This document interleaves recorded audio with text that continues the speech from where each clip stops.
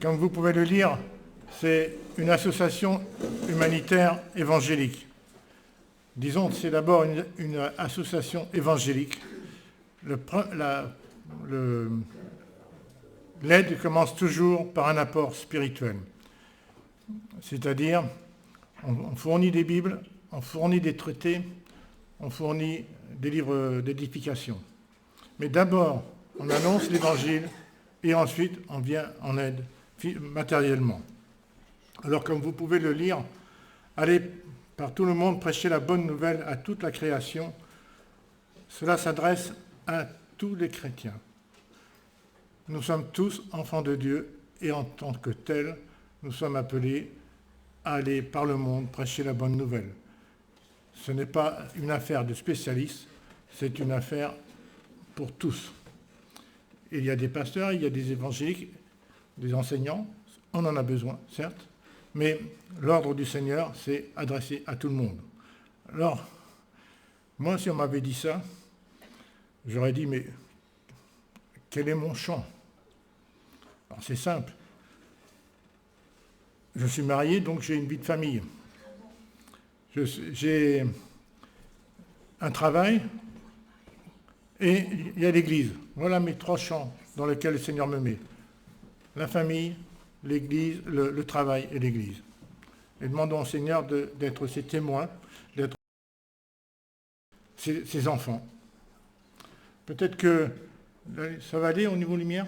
Oui. Tu peux fermer, ça ne me dérange pas. Moi, Oui, mais il y en a qui veulent le voir. La voix, ça leur suffit pas, ils veulent l'image. Ils veulent l'image, ok. Le deuxième verset, c'est « Donnez-leur vous-même à manger ». Et si vous remettez le contexte, les apôtres avaient 5 pains et 2 poissons. Quand le Seigneur m'a conduit dans le messager de la paix, j'ai dit « Seigneur, mais j'ai rien. J'ai pas de pain, j'ai pas de poisson, j'ai pas les capacités de Louis, j'ai pas les capacités d'un tel, j'ai rien. » Mais vous connaissez tous le chapitre 21 de l'évangile de Jean. Jésus dit à Pierre, « M'aimes-tu » Pierre, il est mal à l'aise. Hein. Oui. Oui, Seigneur, tu sais que je t'aime.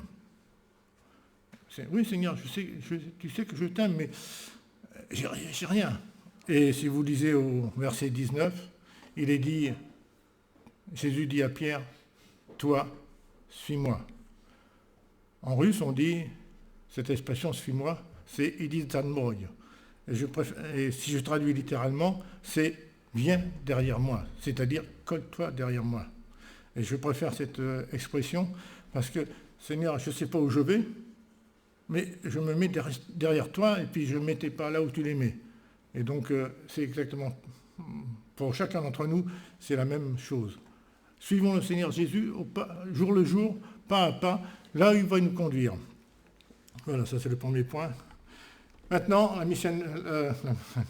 le messager de la paix n'aurait jamais vu le jour sans la Friedensbote. On n'a pas les capacités structurelles de faire ce que fait le Friedensbote. Et vous allez m'entendre dire, Friedensbote, messager de la paix, c'est exactement pareil. Le siège se trouve à Mannheimshagen, pas loin de Grummersbach. Pour ceux qui connaissent la région de Köln, là, il y a une grande région montagneuse, et c'est Grummersbach. C'est aussi en hiver un site pour faire du ski, pour ceux qui aiment le ski. Donc la mission a été créée par ces deux frères qui s'appellent Jacob et Ésaü. Il faut le faire, hein, s'appeler Jacob et Ésaü. Hein. Et puis David Classen. David Classen, j'en ai parlé ce matin avec son livre. Et ces deux frères-là font partie d'un ensemble de frères et de sœurs qui ont été expulsés de l'Union soviétique dans les années 70. Parce que sous Staline, ils auraient été fusillés, c'était simple. On ne prenait pas de gants. Mais là, l'URSS voulait avoir une image de marque un peu meilleure, donc on expulsait. Et pour David Classen, les frères avaient dit, s'ils te proposent l'expulsion, accepte, sinon ils vont te tuer. C'était pareil pour Georgi Vins. S'il n'avait pas été fait un échange entre des espions trouvés sur le sol américain, il aurait disparu de la carte. Donc vous avez ici le premier numéro du Messager de la paix. On a gardé exprès le Messager de la paix comme titre, mais vous avez là un bon sujet de théologie. Foi, souffrance et bénédiction. La foi, bon oui, Seigneur, je te fais confiance, tu es mort à la croix pour moi, ok. La bénédiction, ah oui Seigneur, ça je suis tout à fait d'accord. La souffrance, ça c'est une autre chose. Si on lit les trois ensemble, il y a le mot du milieu, on va hésiter. Maintenant, je vous invite à un grand voyage. Alors on part de l'extrême Russie, Anvers, c'est toute la Fédération de Russie. On part du côté européen jusqu'au détroit de Bering. Pour les Russes, l'extrême-orient, c'est cette partie tout là-haut de l'Union soviétique, non, de la Fédération de Russie. Et on va commencer par, j'allais dire le plus beau des pays, c'est-à-dire la Sibérie. Alors la Sibérie, vous la coupez en trois. Une partie occidentale, une partie centrale et une partie orientale. Et nous, on va commencer par la partie orientale dans ce qu'on appelle la Yakoussie. Je fais une petite parenthèse, c'est marqué animisme, islam, orthodoxie. On remplace le mot orthodoxie par catholicisme, et on retrouve la même chose chez nous. Hein, Et on commence donc par le plus beau des pays, la Yakoussie. La Yakoussie, le pays des grands écarts. En été 30, en hiver moins 40, moins 50, et parfois, en janvier 2018, moins 68. Et en 1937, moins 77,8. Sous Staline, il ne faut pas l'oublier, donc dans les camps, le taux de mortalité a été très fort. Mais, alors, ce qui est intéressant, c'est le meilleur moment de l'année pour visiter la Sibérie, c'est l'hiver. Pourquoi? Pourquoi c'est l'hiver? Ça roule. Non, on peut y aller en été, mais en été, il faut... ça roule, ça c'est vrai. Et on peut rouler sur les lacs, sur les rivières. Alors j'ai appris une chose, c'est que quand il fait trop froid, comme à moins 68, la glace casse. Et donc vous avez de l'eau qui remonte, ça regèle évidemment, mais c'est fragile. Et quand vous roulez en voiture sur quelque chose qui est fragile, vous risquez le plongeon. Et puis après, c'est fini pour vous. Arrive la mauvaise saison des routes, hein, pour eux c'est ça. Et pas besoin d'aller à Pau pour avoir un bain de boue, hein, c'est coincé. On arrive, la principale religion en Sibérie, c'est l'animisme. Qu'est-ce que l'animisme? Alors je vais vous prendre un exemple bien normand. Vous savez qu'en Normandie, on a des très très beaux chênes. Et les écolos m'énervent, excusez-moi de vous dire ça, mais les écolos m'énervent parce que quand on voit un beau chêne comme ça, on se précipite sur le chêne pour avoir l'énergie du chêne, pour avoir la force du chêne. Ça, c'est de l'animisme. Ils se disent scientifiques, mais en fin de compte, ils sont animistes. Et donc vous trouvez aussi ce qu'on appelle des champs sacrés, avec des arbres sacrés. Quand un enfant est malade, donc on va lui mettre un chiffon sur le front, et puis on va l'accrocher à l'arbre sacré, et puis on va demander à l'esprit de guérir l'enfant. On trouve la même chose chez nous avec les fontaines miraculeuses. Hein. C'est la même chose, hein. Le même esprit, disons. Donc là, vous avez cet aspect-là. Et puis, il faut penser que, période soviétique, vous êtes chrétien, vous êtes arrêté, vous allez en prison, puis après on vous envoie au goulag. Vous faites 10 ans de goulag, mais ne croyez pas que vous allez retourner dans la ville ou le village où vous étiez. Autour du camp, vous aviez ce qu'on appelle des villages de relégation. Et donc ces villages, ils ont parfois plus que triplé leur population. Et là, vous avez en Iakoutie un village, c'est marqué Dabro Pajalavat, bienvenue à Kampientai. Et donc, tous ceux qui ont pu retourner vers l'ouest, oui, sont partis, donc il y a quand même une population locale. Et vous avez ici, celui qui a la toque, là, on le retrouve au pied d'Alexandre Gosse, et puis tout là-haut, la jeune femme qui a un bandeau sur la tête, c'est Saïd et Natacha Protopopov. Saïd a fait de la prison, mais pas pour la foi. Un des problèmes majeurs des pays de l'Est, c'est l'alcoolisme. Qui dit alcoolisme dit violence, meurtre, et aussi une diminution de défense de l'organisme.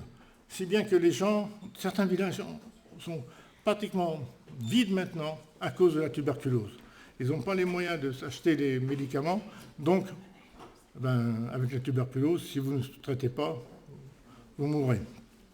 Et donc, Saïd a fait de la prison à cause de l'alcool. Comment il s'est converti? Je ne sais pas. Vous m'entendrez dire, tiens, lui, comment il s'est converti? Je ne sais pas. Ça me brasse un peu à travers la gorge parce que c'est quand même un témoignage. Il est quand même pasteur d'une église dans une région. Et puis, pour son époux, c'est une autre affaire. Natacha, son père, elle avait 14 ans, son père alcoolique, en pleine nuit d'hiver, est parti de la maison. On ne l'a jamais retrouvé. Et sa mère a dit, mais comment on va vivre? On ne fait même pas vivre, c'est comment on va survivre? Et la mère a dit à sa fille de 14 ans, eh bien, tu vas te prostituer. Et la gamine a accepté le deal. Et 2 ans après, elle est rentrée à la maison, elle a dit à sa mère, ça c'est fini. Alors elle a dit, mais comment on va vivre? Jésus est mon bon berger, c'est lui qui va prendre soin de nous. Et sa mère s'est convertie peu de temps après. Et puis maintenant, il est responsable de l'Église. Maintenant, on va faire un petit arrêt sur image.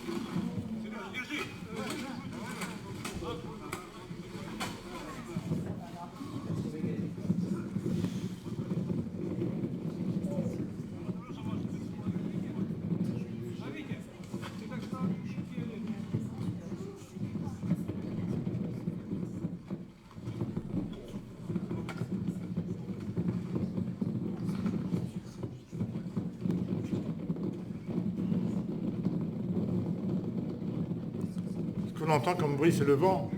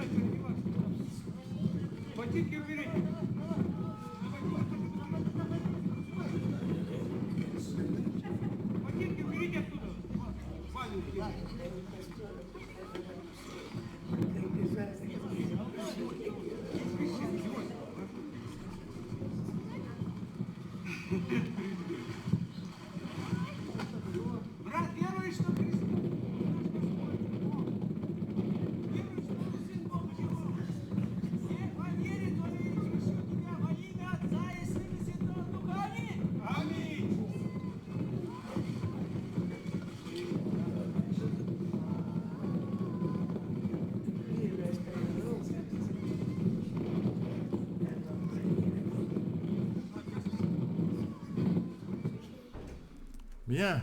Y a-t-il parmi nous des candidats au baptême? Pas difficile de faire un baptistère, il suffit d'avoir une bonne tronçonneuse, Et vous remarquez, c'est le premier à aller dans l'eau, c'est le pasteur. Hein. Et on enlève l'échelle, on ne peut plus faire demi-tour.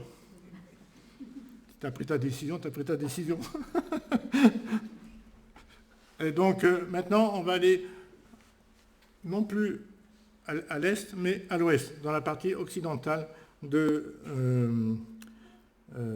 la Sibérie. On va aller dans cette... vous voyez dans la presqu'île de Yamal, dans le territoire des Nénètes autonomes des Nénètes et des Yamal. Yamal, pour nous, ça ne nous dit rien. La presqu'île de Yamal, ça ne nous dit rien. Mais si je vous dis Gazprom, tac, ça tout de suite, on voit, ce sont des champs de gaz importants que la Russie exporte. Mais derrière Gazprom, c'est aussi Total. Ça, on l'oublie facilement, mais quand on parle de Gazprom, pensez Total. Et nous sommes au cercle polaire, à Saléchar, avec ici ce frère-là qu'on retrouve dans l'autre photo dans 2016. Je ne sais pas son nom, mais Alexandre me l'a toujours présenté comme étant le géant. Et vous avez Alexandre ici, Alexandre à la photo du bas. Alexandre, alors je vais prononcer tout son nom parce que vous savez qu'en Russie, vous avez un prénom, un patronyme et un nom de famille. Il s'appelle Alexandre Alexandrovitch Drezhdanikov. Donc c'est toujours des rallonges. C'est pareil pour les femmes. Hein. Il y a toujours le prénom du père qui suit le prénom et puis tout se décline évidemment. Et donc on est au centre polaire pour une campagne d'évangélisation. En 2016, vous avez à l'extrême des frères de Moldave. Comme on verra sur la Moldavie tout à l'heure, c'est le pays le plus pauvre, la Moldavie, mais ce sont aussi, c'est là où il y a le plus de missionnaires dans le pays, l'ex-empire soviétique. Donc vous avez un camion un peu particulier pour ceux qui s'y connaissent en mécanique. Ce sont des pneus gonflés à basse pression qui permettent de rouler sur la neige fraîche. Donc, donc là, un petit film très court sur ce...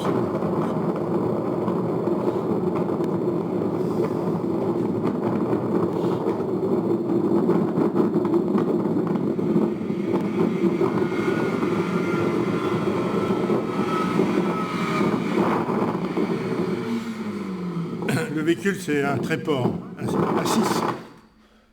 Le tréport, c'est un 6-6, on dit 4-4, mais je ne sais pas si on dit 6-6. Ça se dit 6-6 ? Je ne sais pas. Donc c'est un autre moyen de transport qui est le plus courant, à mon avis.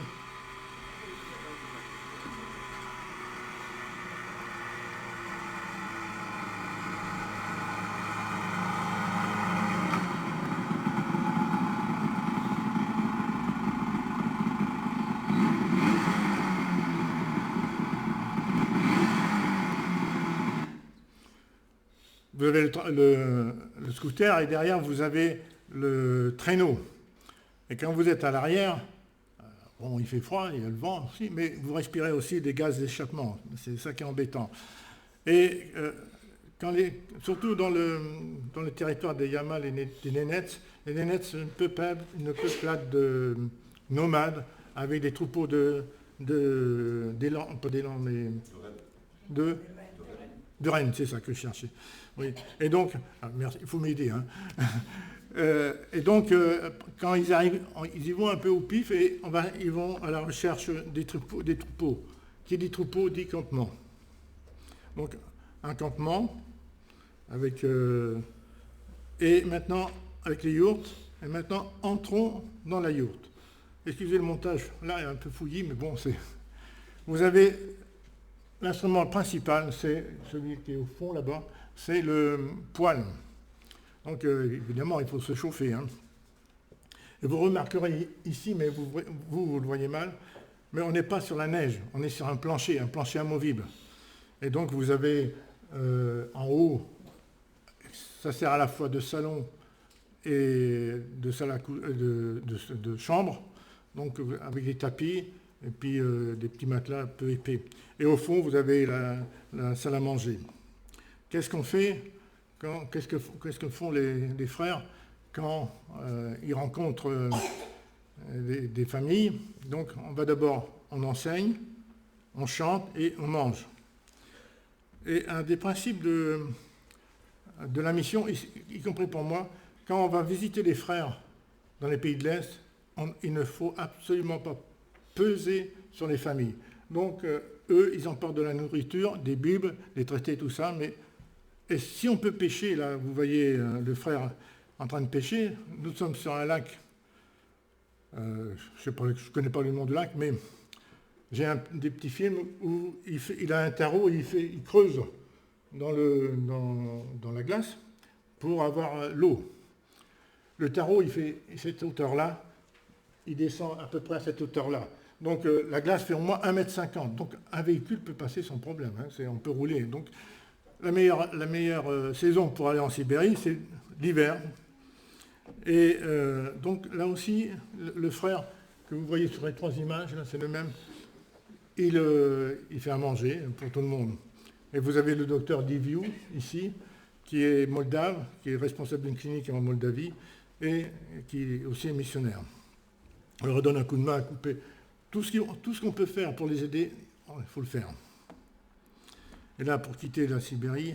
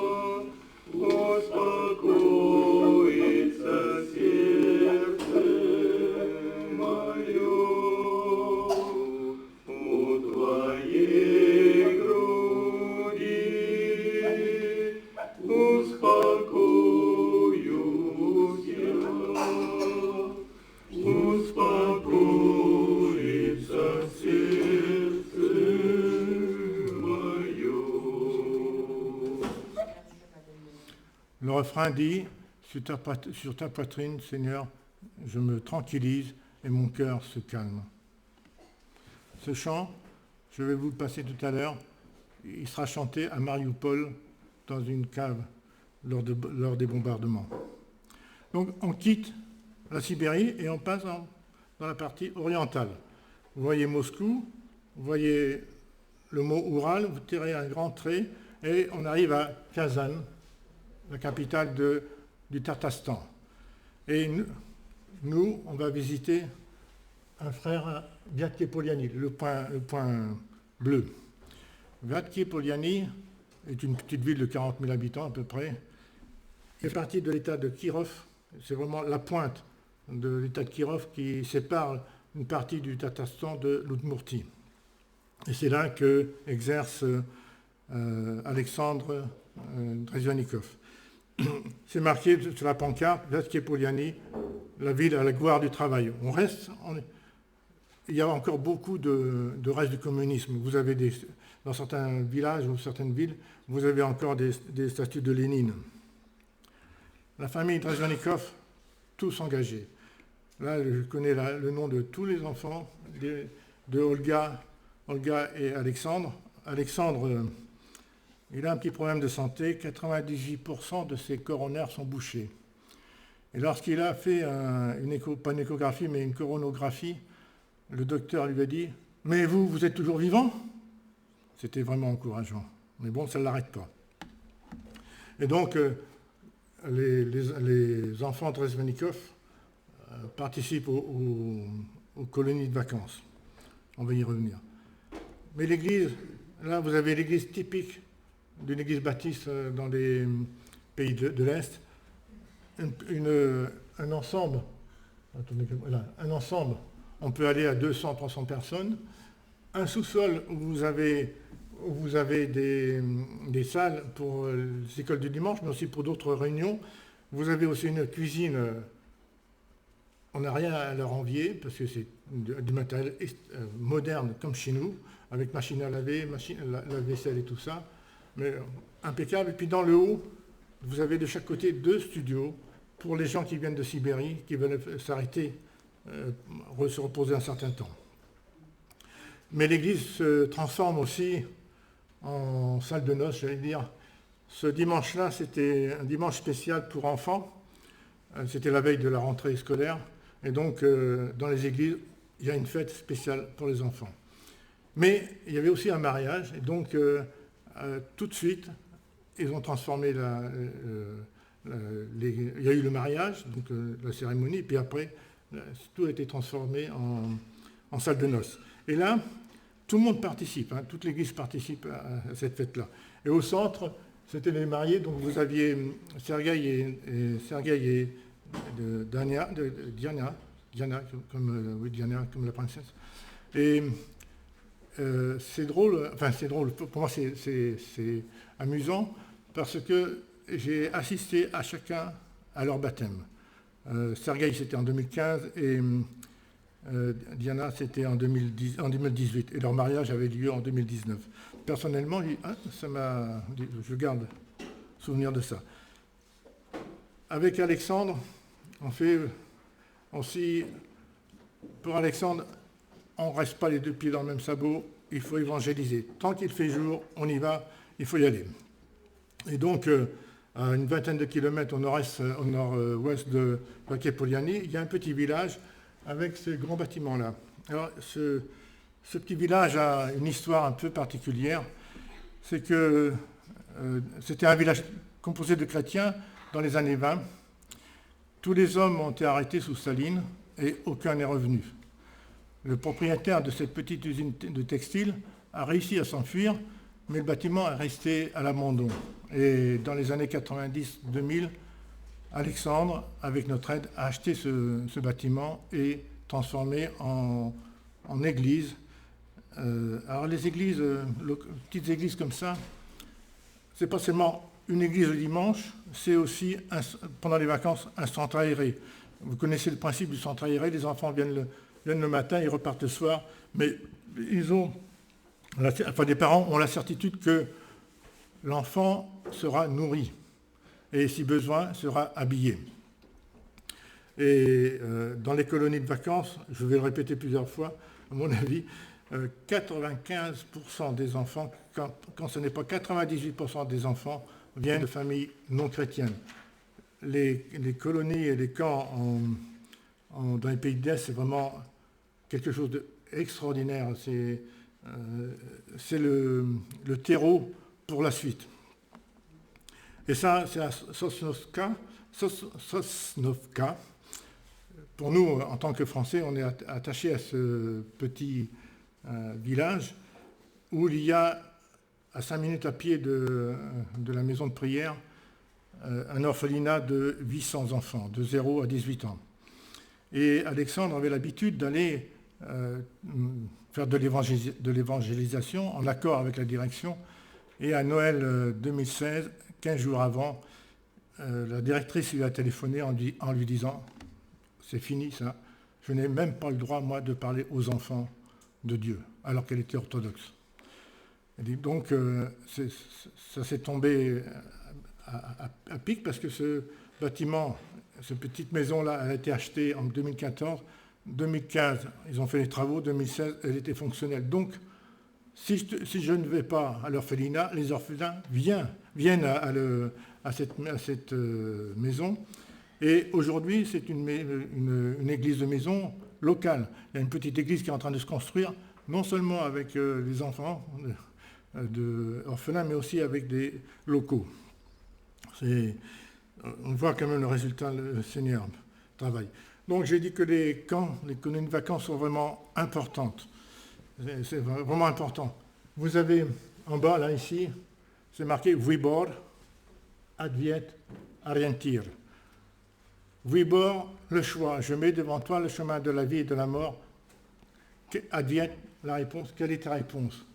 Orientir, le repère. Est-ce que Jésus est vraiment ton repère? Est-ce que c'est vraiment lui qui est ta référence? Et depuis 3-4 ans, le thème c'est 3,16. Vous voyez des t-shirts avec 3,16, donc référence à Jean 3,16. Et donc, En 2015, j'avais la petite tente jaune. Et la cuisine, feu de bois assuré, ça c'est sûr. On est en forêt, le long d'une rivière, pas de problème. La rivière, c'est la Viatka, elle fait 1300 km, elle se jette dans la Kama se jette dans la Volga, et la Volga dans la mer Caspienne. On pourrait aller à Viatka-Poliani par les rivières. Ça prendrait du temps, mais on pourrait y aller. Et comment faire de la purée pour 150 à 200 personnes? C'est pas difficile, vous prenez pas une perceuse, mais une perceuse, c'est ça, oui, une perceuse. Vous mettez au bout un mélangeur à peinture et vous faites la purée pour tout le monde. Pendant les camps, c'est comme ça que vous faites ici? Hein? Avec la visseuse, non, sûrement pas. Avec un mélangeur à peinture. Tu peux faire la purée. C'est interdit? Ah bon? Là, vous avez les toilettes hommes. Bon, quand vous, à 6 heures du matin... Enfin, dans cette partie de la Russie, le jour, au mois de juin, fin juin, 2h30 du matin, il commence à faire jour. À 3h, il fait jour. Bon, à 9h30 du soir, évidemment, il fait nuit. Mais vous allez prendre... Vous lavez le matin à 6h, là. Là, il y a de l'eau, hein, c'est sûr, il suffit de remplir le réservoir. Puis là, vous avez les toilettes. C'est pas difficile, les toilettes. Vous faites 2 trous dans le sol, vous mettez des planchers plus ou moins solides, vous montez des planches, vous mettez aussi un couvercle dessus, parce que quand il pleut, ben, tac. Mais vous savez, vous n'allez pas y rester longtemps, parce qu'il y a aussi les moustiques. Qu'est-ce qu'on fait pendant les camps? Certes, on mange, on joue, et on est enseigné. Donc tous les soirs, comme dans tous les camps, même chez nous, il y a un feu de camp. Et là, vous avez un enseignement pour les enfants, pour les ados, pour les grandes personnes. C'est tout le monde. On peut être à presque 200 personnes autour du feu. Mais dans la journée, les enfants sont cadrés en équipes. Et en 2015, il y avait 3 équipes: le chemin, la vérité et la vie. Et puis bon, c'est autre chose avec l'enseignement, c'est la prière. C'est marqué ici un petit déjeuner de prière. Et on prie de ce côté-là, on va prier pour la famille, pour l'école, pour les amis et pour le service. S'il y a une chose que j'ai appris, c'est l'importance de la prière. Enfin, moi je suis un homme un peu incrédule et puis dur de feuilles. Pas seulement de feuilles là, mais de feuilles du cœur. Et je me souviens une fois, on s'est trouvé devant un problème et Alexandre me dit: qu'est-ce qu'on fait? Voilà. Sa réponse, tout de suite: nous prions. Ah oui, ok. Puis comme ça s'est débloqué. Mais l'importance de la prière, nous, on n'a pas cette importance. Moi, j'ai réalisé combien la prière est vraiment importante auprès de notre Seigneur. Ah, je vais vous raconter une petite anecdote personnelle que j'ai racontée tout à l'heure. Si vous voulez que votre prière ne soit pas exaucée, ne le faites pas. Ne la faites pas. Personnellement, quand j'ai commencé à apprendre le russe, j'ai dit au Seigneur, ça faisait 2-3 ans que j'avais commencé à apprendre le russe au moment de la retraite. J'ai dit au Seigneur: oh Seigneur, le russe c'est une belle langue. C'est vrai, c'est une belle langue, ça je peux vous assurer. Mais que cela ne soit pas que pour mon simple plaisir. Puis je me suis repris, je me suis dit: oh Pierre, ça c'est la prière d'un adolescent. Quand à 14 ans tu aurais pu la faire, mais pas maintenant. Mais le Seigneur, lui, avait entendu ma prière. Et 6 mois après, j'ai reçu un appel de Bernard Pounot, que vous connaissez, qui m'a dit: Pierre, tu connais le messager de la paix? Non. Tu connais pas Louis Petzer? Non. Ah ben, j'ai donné tes coordonnées à Louis Petzer. Ah, il cherche un remplaçant. Ah. Le lendemain matin, coup de téléphone, Louis Petzer au téléphone. Vous parlez russe? Non. Vous voulez venir avec nous en Russie? Oui, il faut un passeport? J'en ai pas. Bon, ben on verra ça plus tard. Mais il faut qu'on se rencontre. 15 jours après, j'étais chez lui. On devait rester 2 jours. On est resté 4 jours. Ça a commencé bien. Et Louis m'a montré ce qu'était le messager de la paix, toute une après-midi. Il me dit, le soir, il me dit, tu ne me donnes pas ta réponse, on verra demain matin. Vous imaginez la nuit que j'ai pu faire. Et le lendemain matin, j'ai dit, Louis me demande ta réponse. Ma réponse a été non. Et je ne sais pas encore aujourd'hui pourquoi j'ai rajouté, la seule chose que je peux faire pour toi, c'est d'être ton chauffeur. Il m'a regardé droit dans les yeux, il m'a dit, c'est un bon début. J'ai dit, quoi? Et je me suis trouvé embarqué, pas malgré moi, parce que je savais que c'était le chemin que me montrait le Seigneur, mais un peu comme si le Seigneur me donnait un coup de pied dans les fesses et puis allez, avance. Et c'est comme ça que je suis au messager de la paix. Et donc, l'importance de la prière. Vous avez, depuis donc 2017, l'église de Vattier-Poliani a acheté un terrain sur lequel il y a aussi un point d'eau. Tous les camps se terminent toujours par des baptêmes.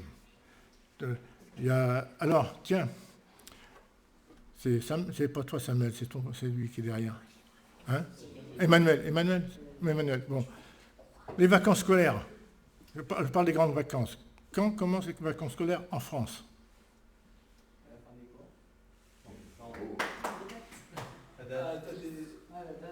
La date.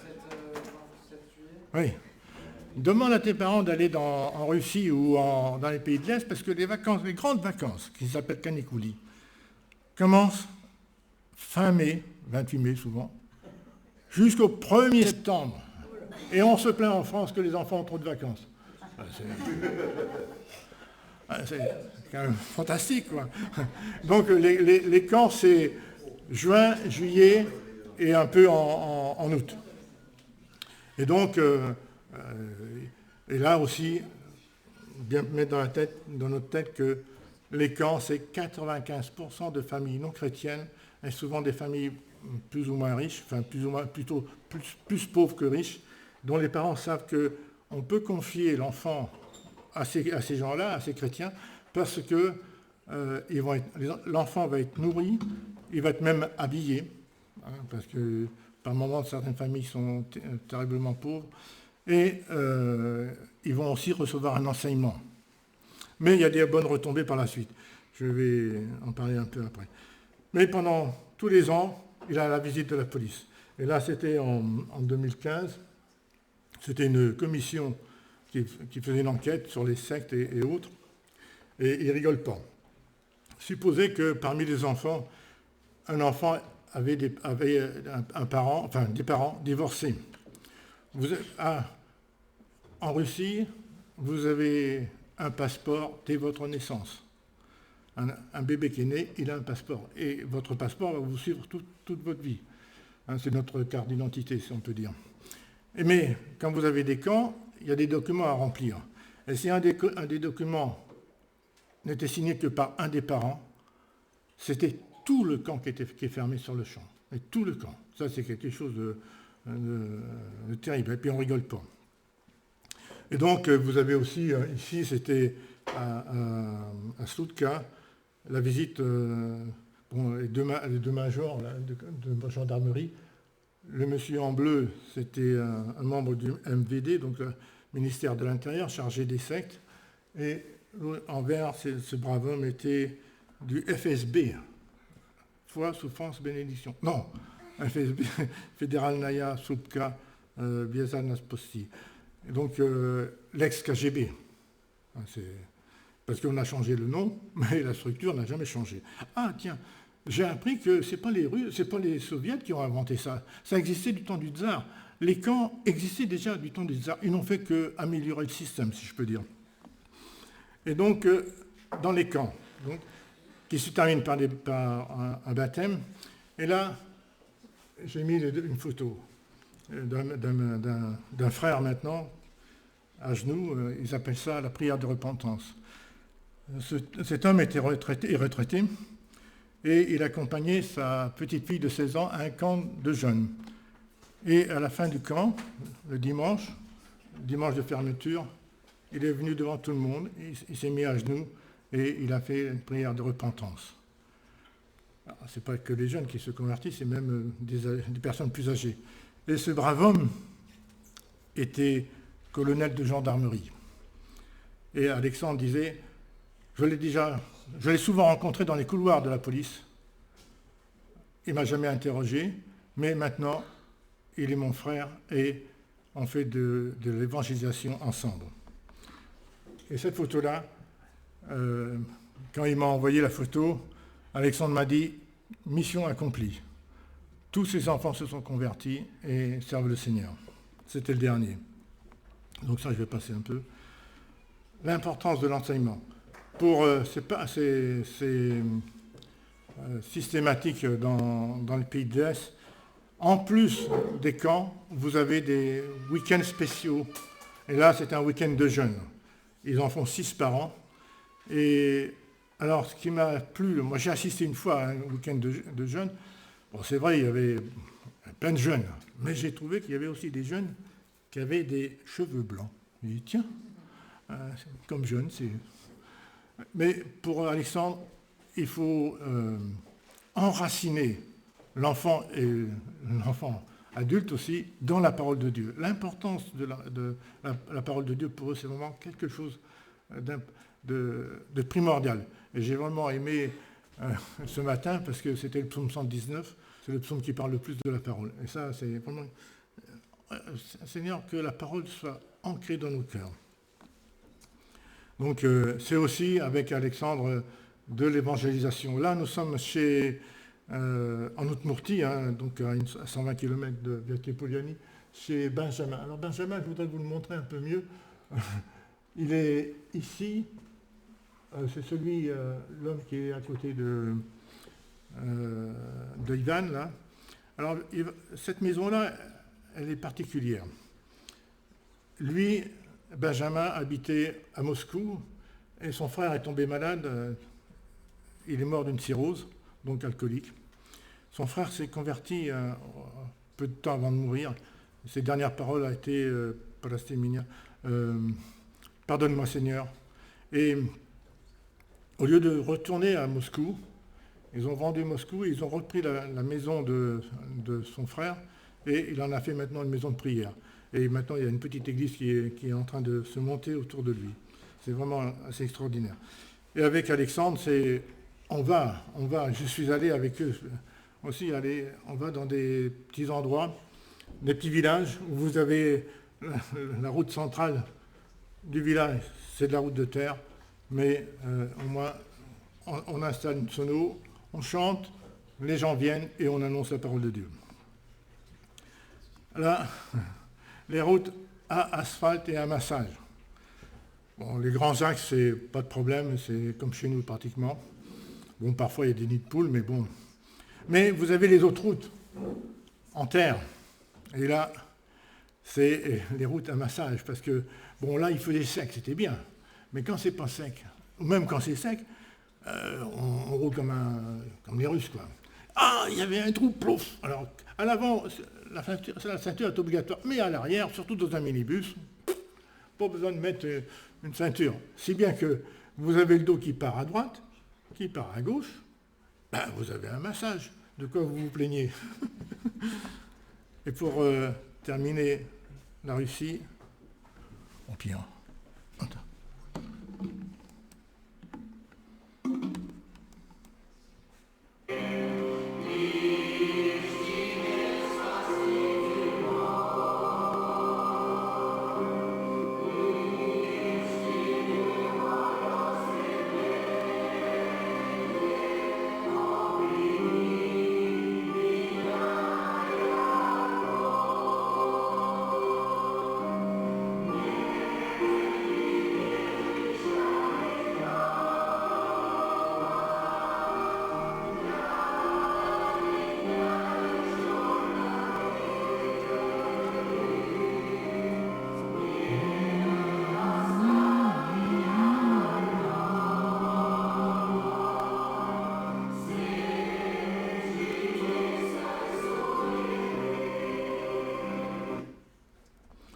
Maintenant, je vais aller très très vite pour arriver en Ukraine. La Moldavie, c'est le pays le plus pauvre d'Europe de l'Est.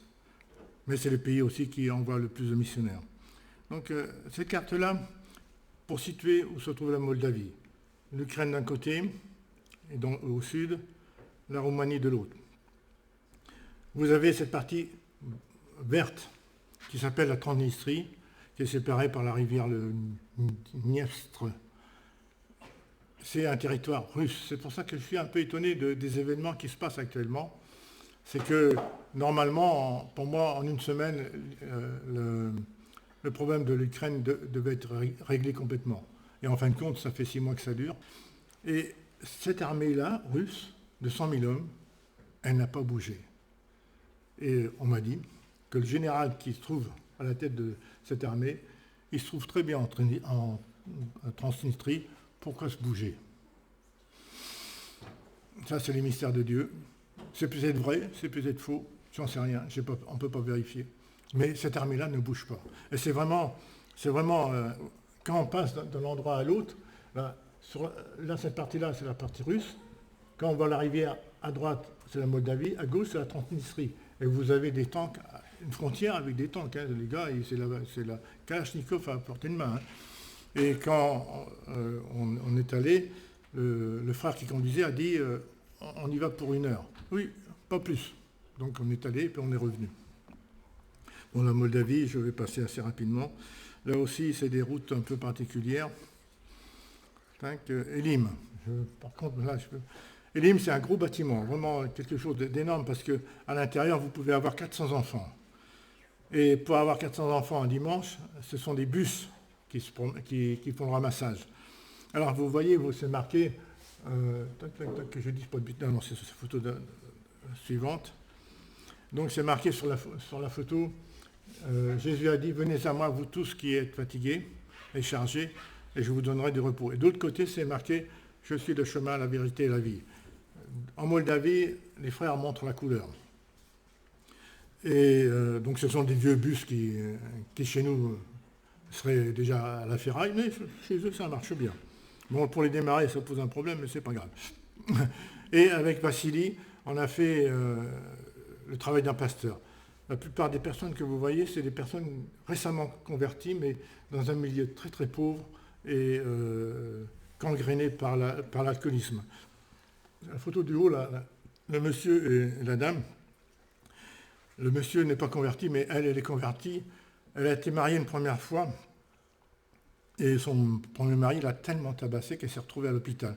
On voit qu'elle a des grosses cicatrices dans le cou là, et au niveau de la colonne. Mais en prison, son mari s'est suicidé, il s'est pendu. Elle s'est remariée avec un pauvre bougre. Bon, il est alcoolique, mais il n'est pas violent. Et en dessous, vous avez des enfants et le petit garçon, il montrait son cartable. Mais quand j'ai vu la couleur, il était fier de montrer son cartable parce que c'était la première fois qu'il allait à l'école.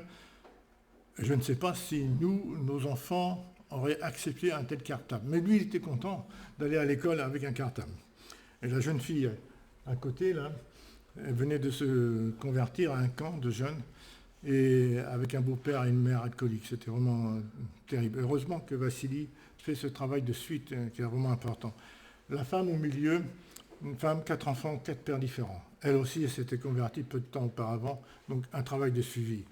Et la maman, là, quand nous sommes arrivés, le père était couché sur le lit en train de cuver son pinard, enfin son alcool plutôt qu'autre chose. Et là aussi, il y a tout un travail de fond à faire. Par contre, cette photo-là, c'était une famille chrétienne, la maman avec un cancer de la vésicule et le garçon en forme de protection de sa mère. Et vous avez Vassili ici avec une expression d'émotion. Et je ne sais pas pourquoi, j'ai demandé au jeune garçon, 14 ans je crois, qu'est-ce que tu veux faire plus tard? Il m'a dit, je suis bon en chimie, en physique, sa mère a approuvé. Bon, j'en suis resté là, mais Alex, qui était avec moi, a insisté, mais qu'est-ce que tu veux vraiment faire? Et le garçon s'est arrêté, il s'est un peu figé, il a regardé un peu gêné Vassili, et il a dit, je veux être pasteur. Et Vassili, a été saisi. Et j'ai pris la photo à ce moment-là et j'étais bien content. Ouais. Je vais être pasteur. Ça, c'est... Je passe ça. Ah, une petite photo. Est-ce que nous, on a ce genre de panneau? Chez nous, non, je crois pas. Bon, c'est ce qu'on rencontre sur les routes. Hein. Et on est chez le docteur Liviu, donc une clinique moderne, hein, tout à fait moderne comme chez nous, mais Liviu est aussi responsable d'une église.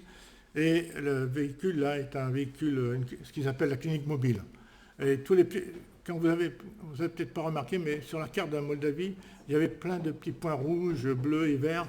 Et ce sont des endroits où ils vont, c'est soit des hospices, soit des écoles, soit des centres particuliers qui visitent et ils donnent des consultations gratuites.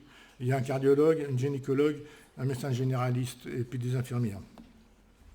Là, on est avec Vassili chez un frère qui est implanteur d'église. Il était à sa 4e église. Et même si c'était un contexte orthodoxe, il dit qu'il n'y a pas de problème. On peut annoncer l'évangile. Les gens ont soif de l'évangile. Donc là aussi, une particularité aussi en Moldavie, vous avez au sud toute une région qui est bulgare. Nous sommes là dans un endroit bulgare. Donc je continue aussi. Le bâtiment est une ancienne école publique que l'Église a rachetée, donc avec nos moyens.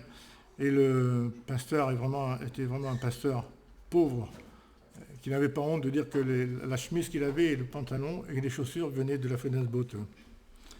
Donc on continue. La Géorgie, il n'est pas complet, puisque j'ai fait un montage particulier sur la Géorgie, mais là, j'ai pas eu le temps de compléter celui-là. Le docteur, aidez-moi à prononcer son nom, le docteur Arak Mazoulouchvili. On répète. Les vannes, c'est plus facile de dire les vannes. Il est chirurgien, mais pasteur. Il est fondateur de plusieurs églises. Et son épouse est cardiologue. Ils ont une polyclinique. Bon, je ne montre pas le document, mais plus tard je vais le faire. Et là, nous sommes dans une église qui venait. Enfin, non, là, c'est pas là. Donc, si, dans le bas, donc, nous sommes dans une église particulière où ils ont vu cette petite grand-mère musulmane venir à l'église. Et les frères, Louis était présent, hein, les frères ont dit, mais qu'est-ce que vous venez faire là? Et elle dit, je viens vous demander de prier pour mon mari. Mais vous avez été voir l'imam? Oui, oui, oui. Ben, pourquoi vous venez chez nous? Ben, les enfants de l'imam sont ici. Et de fait, les enfants de l'imam étaient à l'école du dimanche avec les gamins là que vous voyez.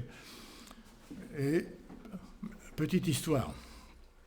L'imam, comme tout chef religieux, quand une famille a un membre malade de sa famille, il vient voir l'imam en disant « Peux-tu nous aider ?» Et il s'est trouvé, lui, dans une situation un peu particulière, et il a été voir le pape. Le pape, la chanson de Renaud, « T'es pas de ma bande, casse-toi. Hein. » Mais il avait remarqué, l'imam, qu'il y avait chrétiens orthodoxes et puis d'autres chrétiens bizarres, mais qui n'avaient pas le même comportement. Ils avaient remarqué que, par exemple, que dans une famille chrétienne, dans une famille musulmane où un enfant était malade, et que le père ou la mère allaient voir la famille chrétienne, l'enfant était pris en charge par la famille chrétienne comme si c'était le leur. Et il a dit, mais je veux savoir ce que c'est que ce truc-là. Et donc, il a envoyé ses enfants à l'école du dimanche pour qu'ils aient un compte-rendu, pour que lui ait un compte-rendu. Alors, la suite, je ne sais pas. Et là, je suis encore un peu frustré. Je ne sais pas. Est-ce que les enfants se sont convertis et ont emmené à la fois l'imam? Je ne sais pas. J'espère. On va quitter la région là pour aller au Kyrgyzstan ou Kirghizie. Nous, on a l'habitude de voir l'Everest du sud à partir de l'Inde. Là, ce sont les contreforts de l'Everest, mais à partir du nord. Le mont Pabieda, là-haut, est à 7500 mètres de hauteur. C'est vraiment un pays de montagne. Pour les gens qui aiment le trekking, il faut aller là. Hein. Donc nous sommes à Bishkek. J'ai bien dit Bishkek, je n'ai pas dit Biftek. Hein. Bishkek.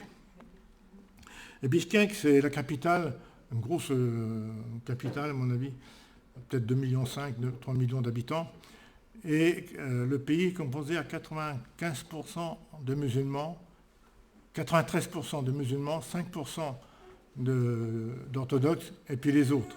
Et vous voyez, parmi les autres, vous avez ce panneau-là, qui rappelle la période soviétique. Nous sommes allés à la guerre pour le communisme. Donc le pays de montagne, c'est vraiment, avec des rivières, c'est vraiment, quand la parole dit que la voix de l'Éternel est comme des flots tumultueux, moi j'ai entendu ces flots tumultueux. Ah, si la parole de l'Éternel est comme ça, à côté, vous pouvez parler à votre voisin, il ne vous entend pas, hein, tellement c'est puissant, c'est une force, c'est un pays particulier. Nous sommes allés à Naryn, dans les photos de gauche, là-haut, oui, à gauche pour vous, oui. Je suis un peu perdu. Et nous sommes en Asie centrale, donc tout le monde assis par terre. Et à cette réunion-là, j'ai perdu 5 kilos parce que la veille au soir, Pavel m'a dit « Pierre, demain, tu vas dire quelque chose ». Et ma réaction c'était « En russe ?» Ben oui, en russe, il n'y avait personne pour te traduire. Oh Seigneur, viens vite à mon aide, parce que parler demain, j'ai rajouté à Pavel, ok, mais pas plus de 3 minutes. Oh, pas de problème, du moment que tu parles, c'est principal. En fin de compte, j'ai parlé un peu plus. Et puis évidemment, le premier à parler, c'était Pierre. Pierre, tu parles. J'ai commencé à parler, ça se passait bien. Puis d'un seul coup, j'ai vu Pavel et Alex m'arrêter, arrête. J'ai dit des bêtises. Non, mais il faut que tu sois traduit. Là, j'étais stupéfait. Je dis, quoi, traduit? Mais moi, j'aurais aimé être traduit, mais non, il faut que tu sois traduit en kirghize. Parce qu'ici, autour, il y a des kirghizes, 40% de la population comprennent le russe, 60% ne le comprennent pas, donc il faut que tu sois traduit. Ah! Et puis, dans mon fort intérieur, j'ai dit, ben, Seigneur, tu as beaucoup d'humour. Moi, j'aurais voulu être traduit du français en russe, et je suis traduit du russe en kirghize. Ah, mais tu as beaucoup d'humour. Et donc, vous avez à côté la maison de la mère de l'enfant, qui se situe à peu près à 20 km de Bishkek. Et vous avez affaire à Issa et Taïla. Issa, quand Louis a vu cette photo-là, il m'a dit « Oh, mais qu'est-ce qu'il a maigri !» Alors, je trouve qu'il était déjà fort corpulent, mais il a maigri. Bon. Et Issa était un caïd de la pègre, qui réglait les problèmes coup de poing, coup de couteau, pistolet à la rigueur. Comment il s'est converti, je n'ai jamais su. Ça, personnellement, j'ai eu tous les documents qu'on a pu avoir, je n'ai jamais su comment il s'est converti. Mais peu de temps après sa conversion, avec son épouse, il y a une femme qui est venue frapper à la porte et qui a dit « Mon mari nous a achetés dehors, moi et les enfants, 4 enfants, peux-tu nous aider ?» Et il s'est trouvé, au début de son ministère, de l'accueil de la mère et de l'enfant. Dans les pays musulmans, dans les capitales, vous avez beaucoup d'étudiantes, et c'est vraiment un gros problème dans les pays de l'Est, enfin les pays arabes aussi, je pense. Les étudiantes, si elles ne font pas attention, se font kidnapper, violer, s'ils sont enceintes, dehors. Et les familles, c'est l'honneur de la famille qui est en jeu, tu te débrouilles. Donc, elles ne peuvent pas retourner dans la famille. Qu'est-ce que tu fais de l'enfant? Si tu avortes, on est d'accord, bon. Si tu n'avortes pas, si tu veux le garder, va trouver Issa et sa femme, eux, ils vont t'aider. C'est bien qu'en août 2016, il y avait 25 enfants et 6 mamans. Les 25 enfants, c'était pas, il y avait les mères de famille, plus des enfants adoptés. Et pour subvenir aux besoins des personnes, ils ont créé un atelier de confection et aussi une boulangerie où elles peuvent vendre leurs produits pour aider. Nous, on les aide aussi. Vous avez donc Damir, qui était notre chauffeur, qui est responsable d'une église de 250 personnes, dont un tiers est chinois. Damir a une particularité, c'est qu'il est enseignant à l'université, il est spécialiste de la langue, de l'histoire et de la culture kirghize. Et à l'époque, il était en train de traduire la Bible en kirghize. On continue, là. Tac. À l'Ukraine. L'Ukraine, aussi grande que la France. Et vous avez au centre Biela Tserkov. En ukrainien, c'est Biela Tserkva. Et on va aller là, on va aller à Tchernoutsy et à Kharkov. Il me semble, peut-être. Alors, la première église à Ouzine a eu lieu dans la base aérienne de Tupolev 94, qui avait la bombe atomique avant la chute du mur. Il y avait des officiers qui étaient logés chez une petite grand-mère qui s'intéressaient à la Bible et ils ont demandé à la grand-mère s'ils connaissaient des gens qui connaissaient la Bible. Et donc, la première église a eu lieu sur le terrain militaire. Puis, le rideau de fer est tombé et ils ont construit une église sur un terrain. Et là, il y a eu Victor Matchouk a eu des ennuis. Le pape, encore une fois, s'est opposé à ce qu'il y ait une autre église que la sienne sur le territoire d'Ouzine. Et Victor lui a dit, on a acheté le terrain, on fait ce qu'on veut. Mais le peuple ne l'a pas entendu de cette oreille-là. Il a soudoyé des voyous qui ont tellement tabassé Victor qu'ils ont cru l'avoir tué. Résultat, trauma crânien, avec hypertension maintenant, claudication à gauche et puis d'autres soucis. Victor, vous le trouvez en haut à gauche avec sa femme Lilia, elle est sage-femme. Et en haut, sur votre gauche, vous avez un autre Victor, Slavenko, avec son épouse. Son épouse est aussi professeure à l'université et en lycée, elle est professeure d'ukrainien, mais sa paye ne suffit pas à subvenir aux besoins de la famille. Donc, depuis décembre 2018, on soutient l'autre Victor. Et les deux, là, à droite, c'est Raphaël et Natacha Thérault, qui sont tous les deux membres du Messager de la Paix, et Natacha est ukrainienne et elle nous sert aussi d'interprète. En bas, ici, vous avez Stas Baïsov, qui est d'origine juive. Et vous savez qu'en Ukraine, il y a beaucoup de juifs. À Odessa, 40% de la population est juive. Et donc, son ministère était auprès des juifs. Et il m'a fait la joie de visiter Kiev. Évidemment, la première chose par laquelle on a commencé, ça a été le vieux quartier juif. Et puis vous avez Igor, qui est lui aussi professeur d'histoire-géographie, avec son épouse, qui est le bras droit de Stas pour l'évangélisation auprès des juifs. Autre personne, j'ai commencé par Sergueï. Sergueï, avant la guerre de cette année, son ministère était dans la zone de guerre. Hein. Il passait avec son épouse, avec du matériel, des Bibles, mais aussi de la nourriture, et il faisait de l'évangélisation et puis des centres aériens. Maintenant, je ne sais pas ce qu'ils deviennent, ceux-là. Tandis que Slavik Barada, j'ai vu que vous priez pour lui, c'est bien. Il est missionnaire à Karabosk, dans l'extrême-orient soviétique, enfin russe. Et je vais m'arrêter un peu sur Nadia Topanovitch, dont vous aussi vous soutenez. Nadia, avec son mari, voulait une grande famille. Mais au bout du deuxième, les médecins lui ont dit, tu arrêtes là. Hein. Toi, on t'a tiré par les cheveux. Le gamin, on ne sait pas comment il survit. Mais tu arrêtes. Mais eux, ils voulaient une famille nombreuse. Comment on fait pour avoir une famille nombreuse? C'est pas grave, tu vas à l'orphelinat, tu adoptes des enfants. Et aujourd'hui, en plus de ses deux fils aînés, elle a adopté 21 enfants. Et quand elle a pris les derniers, les aînés ont dit « Ah, chouette, on va retrouver l'ambiance de la famille !» Mais bon, Et Victor me dit, quand on est allé la première fois chez Nadia, Victor m'a dit « Ici, c'est la maison des miracles. Dieu fait des miracles dans cette maison. » C'est étonnant. Là aussi, encore un camp, Soralessi, et c'est comme nous, on a du mal à imaginer que le bâtiment, il sert pour les colonies de vacances.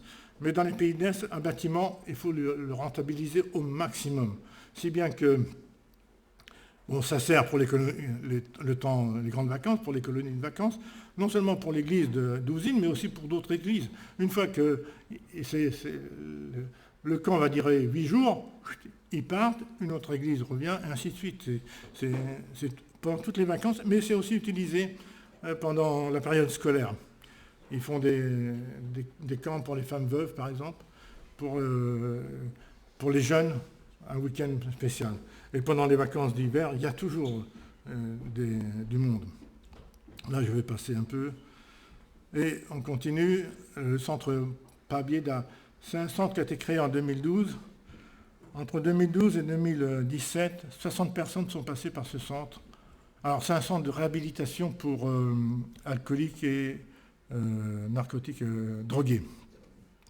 Et donc, le résultat, en 5 ans, sur les 60 personnes qui ont fréquenté ce centre, 35 se sont convertis et d'autres se sont donnés au Seigneur. Et ils sont autonomes. Hein.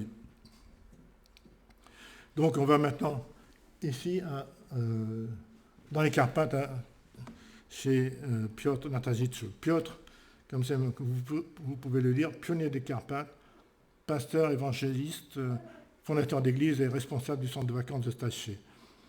Quand le rideau de fer est tombé, dans les Carpates, il n'y avait aucune église. Aujourd'hui, il y a 24 églises qui est l'œuvre de Piotr, avec sa famille. Avec Piotr aussi, on fait de l'évangélisation dans les centres sociaux. Est-ce que vous vous imaginez qu'on puisse faire de l'évangélisation dans un centre culturel en France, MJC? C'est pas possible, mais en Ukraine, c'est possible. Donc, et on a visité aussi quelques-unes de ces églises, et puis une visite dans un hospice. Là, je vais m'arrêter un peu.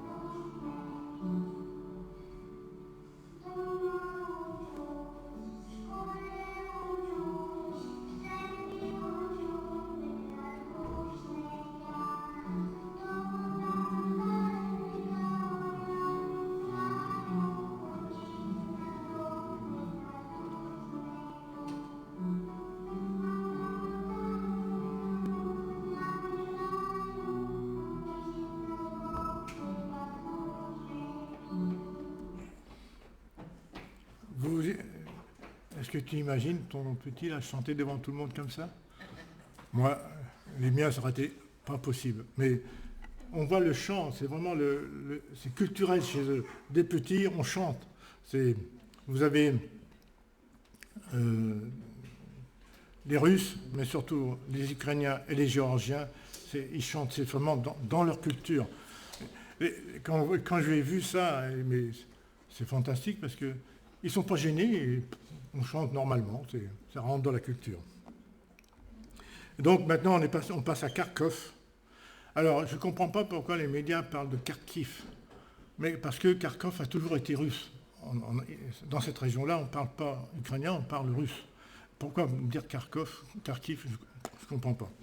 Donc vous avez Léonide qui se trouve là à droite, enfin à gauche, et moi je l'ai surnommé le dingue du volant.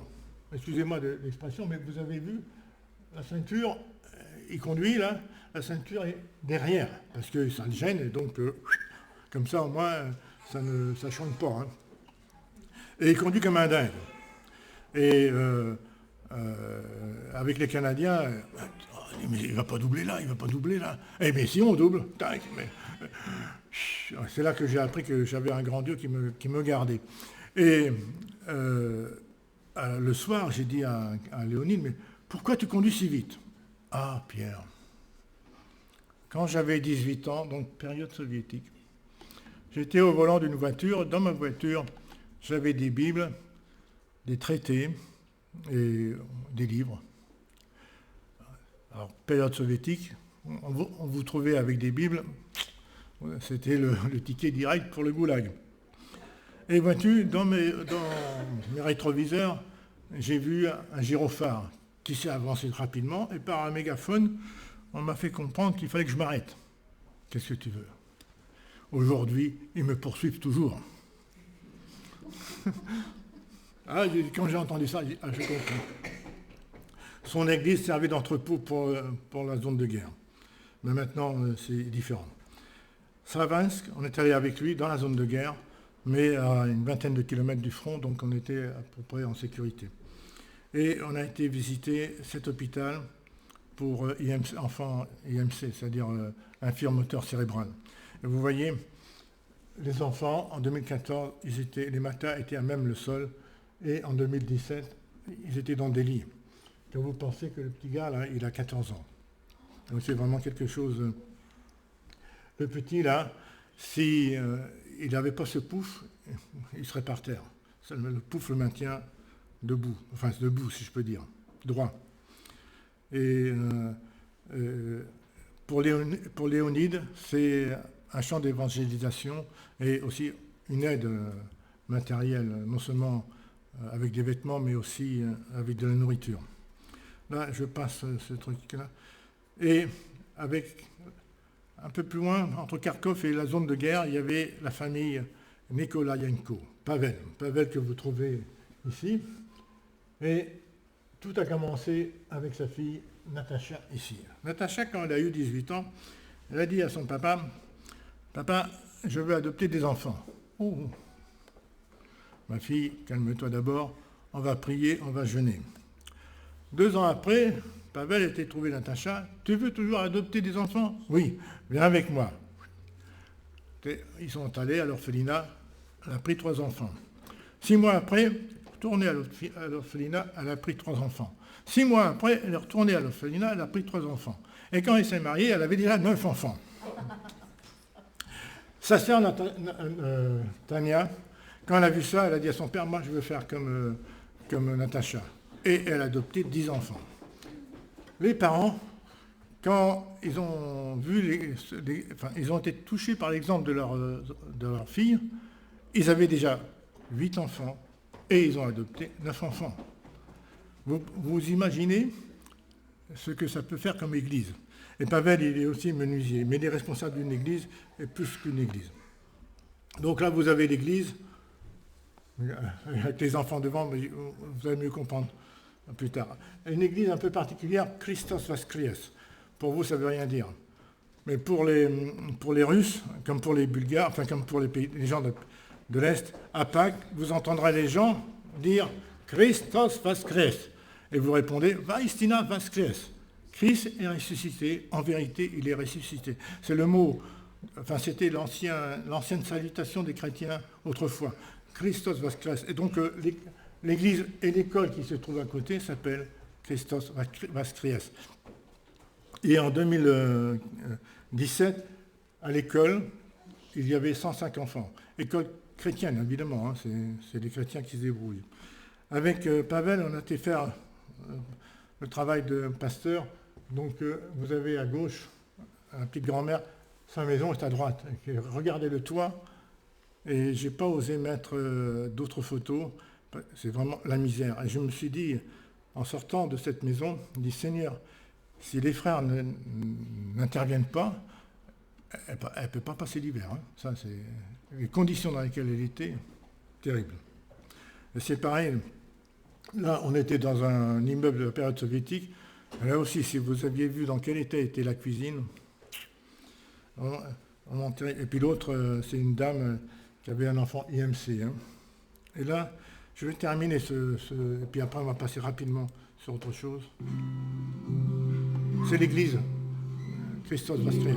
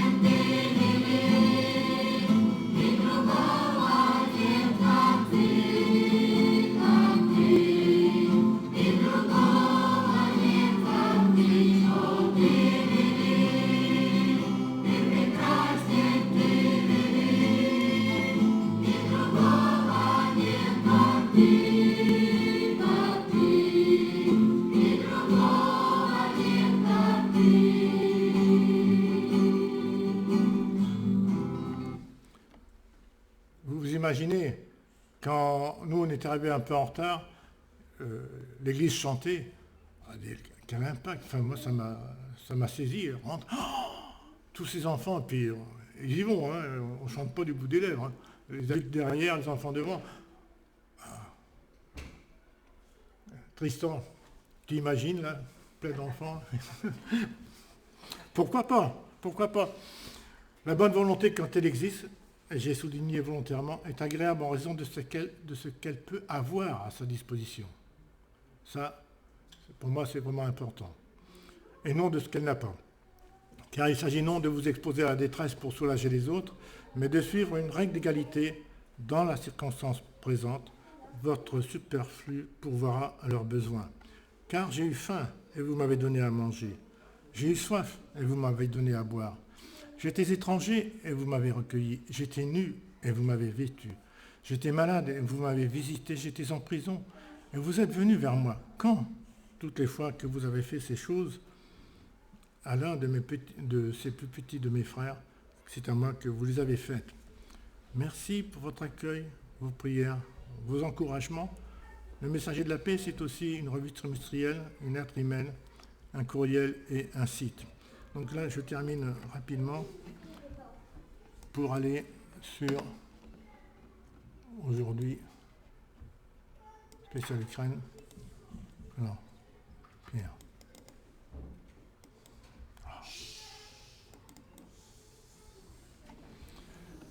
Comme l'Ukraine est un peu s'effraie un peu dans nos têtes, donc c'est plus facile. Là, je vais aller assez rapidement. L'Ukraine, Victor Matchouk et son église, donc en dessous de à côté de Béla-Tserba. Oui. Et donc, dès le début de la guerre, ils ont eu la possibilité d'avoir 2000 bâtons. Bâtons, en russe, ce sont des baguettes. Donc, ils ont été les distribués. Et là, on est à la frontière polonaise, où un camion de la Fenelbote a pu pénétrer. Et actuellement, par semaine, vous avez au minimum 2 à 3 camions de 40 tonnes qui franchissent les frontières pour l'Ukraine, y compris à Kharkov. Vous avez ici, quand je vois cette photo-là, je suis un peu saisi parce que c'est Madame Sorokina, donc la famille Sorokin, et le petit Marcus était déficient mental et avait une mucoviscidose. Il est décédé au mois de juillet. Donc ils sont en Norvège actuellement. Et ça m'avait surpris. Et vous voyez le Vito qui est derrière, là. Vous voyez le nombre rempli à ras-bord de victuailles. Tiens, une petite parenthèse, puisqu'on a affaire à Victor. Dans un Vito, combien de personnes on peut mettre dans un Vito? En France, légalement, en France, c'est 7 places. Hein? Non, 7 places. Mais en Ukraine, 23 personnes. Alors j'ai posé la question, mais Victor, 23 personnes dedans? Je lui dis, il y avait des enfants. Il me dit non, c'était des adultes. Et je lui dis, mais comment ça s'est fait? Il dit, c'était en hiver, il y avait de la neige, il faisait froid, il faisait moins 10, moins 15, et on est parti à 3 véhicules. Le premier véhicule est tombé en panne. Avec moins 15, moins 20, vous ne laissez pas les gens dehors, donc on s'est réparti les personnes dans les 2 véhicules. Et puis, le deuxième véhicule est tombé en panne. On ne pouvait pas les laisser. Mais comment tu conduisais? Eh bien, j'étais calé contre la porte, j'avais les pieds sur les pédales, un peu le volant, mais les vitesses, c'était un frère qui les passait. Et donc là si, je peux vous mettre ce document. Alors, il est où? Comment ça se fait? Je ne peux pas. Oh. Oui. Ah, ça y est. On est dans une cave.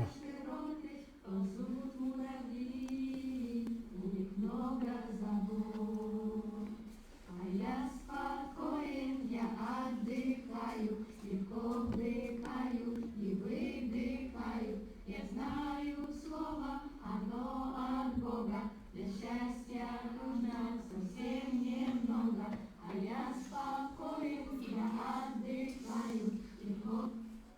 sont des jeunes de d'usine qui sont réfugiés dans une cave à Bella-Cerva et qui ont pris les enfants pour décompresser, si je peux dire. Donc là aussi, les réfugiés qui viennent de partout et qui partaient vers l'ouest. Là aussi, nourrir, héberger, trouver de l'essence pour aider, secourir, une autre façon de servir Dieu aujourd'hui. Un temps qui nous interpelle. Aujourd'hui, si vous entendez sa voix, n'endurcissez pas votre cœur. Aussi longtemps qu'on peut dire aujourd'hui.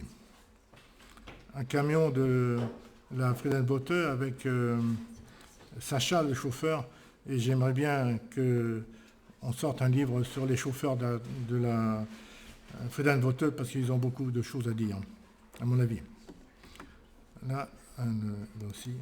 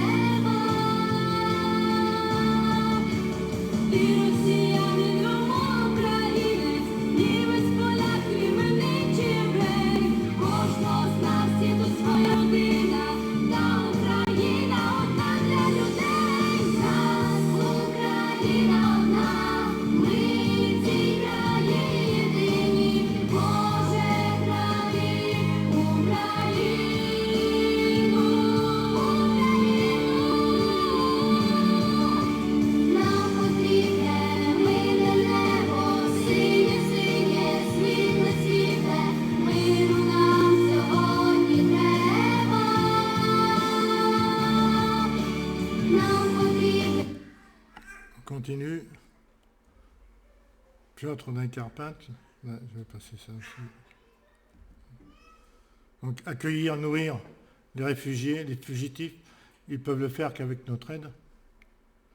Le camion passe aussi dans les Carpates. C'était aussi un... si on ne pouvait plus passer par la Pologne, on serait passé par la Moldavie et puis les Carpates. Alors, là aussi un autre film de Piotr. Cette église-là, on a aidé à la construction et puis à la rénovation des fenêtres.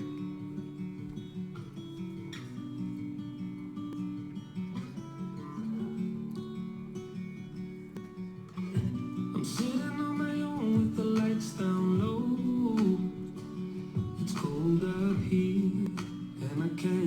my soul. Caught between the sky and the streets below. I'm missing you, but I can't let go. Straight up to the stars, but then we fell, and I never hit the ground. Меня зовут Света. Мы приехали сюда, в эту церковь, с Харьковской области. С 7 января приехала с мужем, с сыном. Я благодарна Богу, у нас здесь приняли хорошо, и мы здесь ничего не имеем нужды. Есть одежда, есть обувь, есть еда, дом, уют, все удобства. Я благодарю миссию, которая нас поддерживает в этом, эту церковь поддерживает, потому что тяжелое время.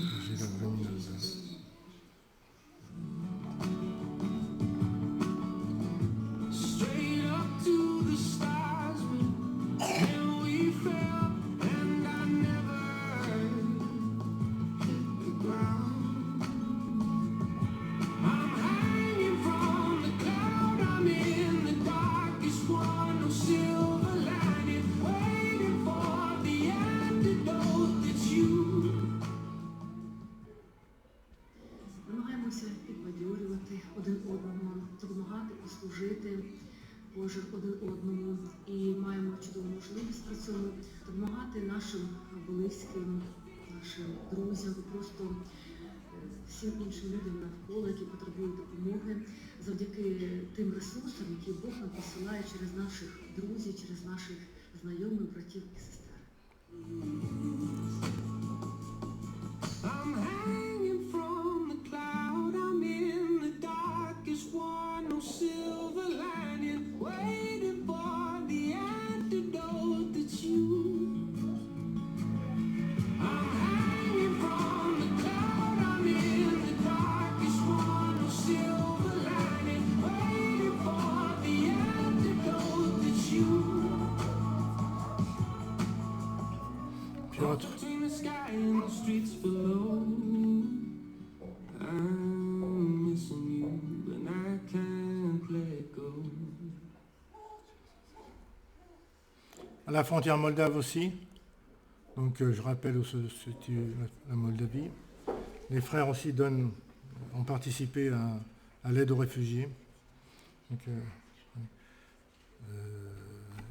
il me semble que c'est un film ça aussi.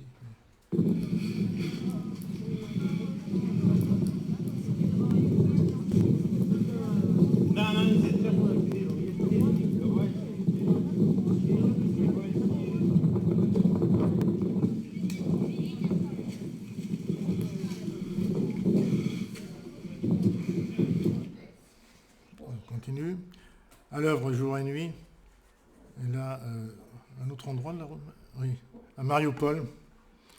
Vous allez reconnaître le chant. Боюсь я, успокоится сердце мое. Она придет,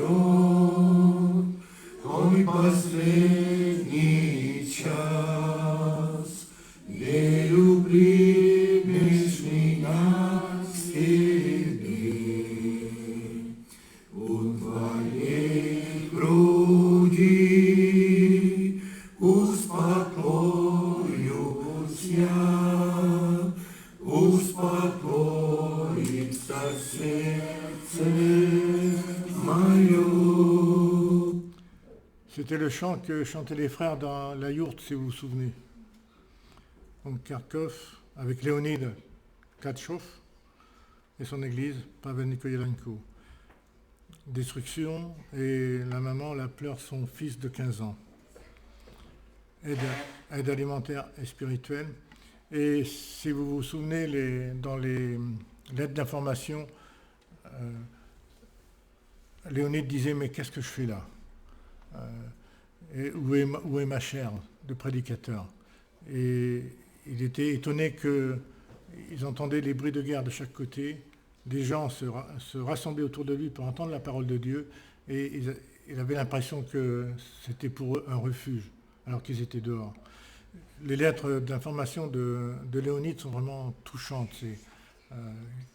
C'est du vécu, c'est une réflexion en plus. Et comment nous, on réagirait dans ces moments-là? Je ne sais pas. Mais bon, c'est sa réflexion et elle est vraiment encourageante pour nous. Donc là aussi, hein, on retrouve Sacha et son camion à Kharkov, ou dans les environs. Là, j'aime beaucoup cette image-là, au centre de Kharkov, sur la place de la Paix, des chrétiens, et notamment, vous avez à côté de la chaise roulante, Pavel Nikolenko, qui prie pour la paix. Donc j'ai eu d'autres éléments plus tard. Là aussi, dans cette attitude à genoux devant notre grand Dieu, une attitude d'humilité, parce que nous avons un grand Dieu, et devant lui, on ne peut être que humble. Là.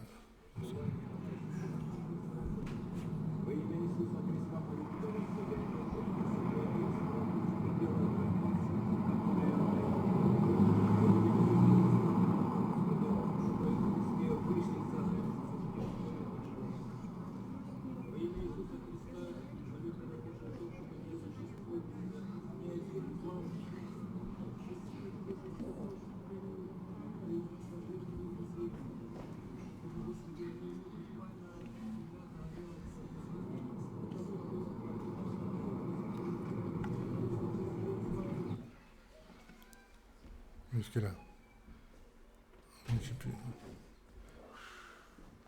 Je vous remercie de votre patience. Est-ce qu'il y a des questions? Oui, je vais un peu vite. Est-ce qu'il y a des questions à poser? Vous nous avez parlé je crois que c'est à Moldavie,